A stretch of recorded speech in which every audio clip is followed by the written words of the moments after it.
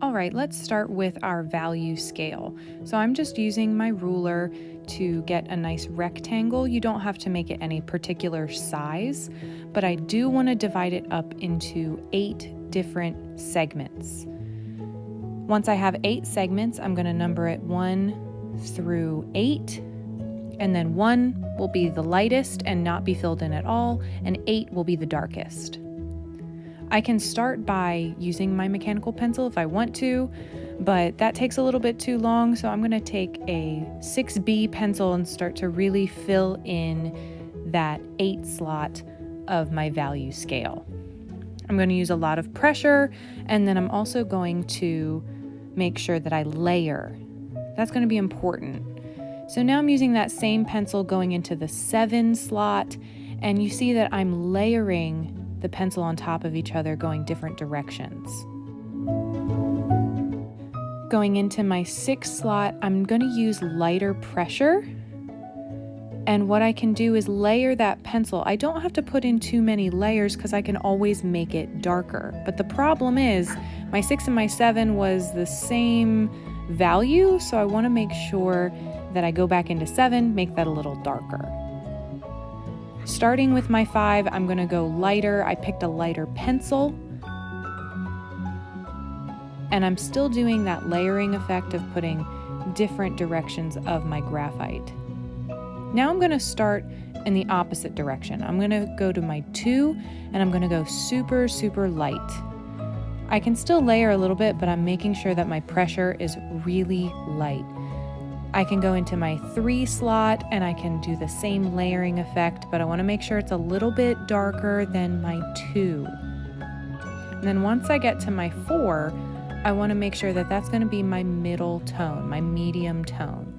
So I can layer that all together. However, I can see that there's a little bit of an issue. I can see that my 4 is actually darker than my 5 slot. So I want to go back in and I want to adjust some of the darker shades. I can go into 5 and make that a little bit darker by layering more. I can then go into my 6 and layer a little bit more. And then I can go in and I can go into my deepest shades and I can just darken them up a little bit. I want to make sure it's a nice even flow from light all the way down to dark. And then I can use my eraser to clean up any of those edges. And that's my final value scale. All right, now let's take that value scale and make a value sphere. I used a cup to create a nice circle, and then I figured out where my light source was going to be coming from. I chose the top left corner. Then what you're going to do is you're going to create little curves going around your circle, and you can divide it up into a couple of different areas.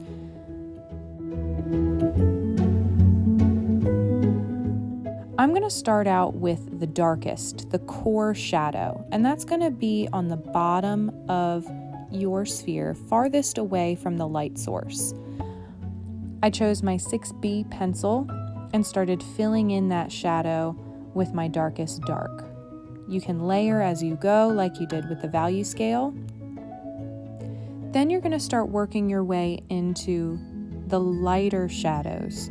This is getting closer to your light source, so it's going to be a little bit lighter as you go. And you see that I'm blending and layering where those 2 shadows go. Midtones are going to be your next shadow. It's a lighter shadow, it's medium toned, and you're getting closer to your light source, so I'm using lighter pressure.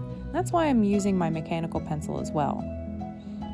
That lightest section up at the top closest to your light source will be your highlight. This is not filled in at all. Now's time to blend some of these together, and I like to use my tissue. You can use a napkin or a paper towel, but I really like the way the smoothness comes out when I use a tissue wrapped around my finger. Then I can use my eraser and clean up any of those edges that I have. Get rid of those shavings.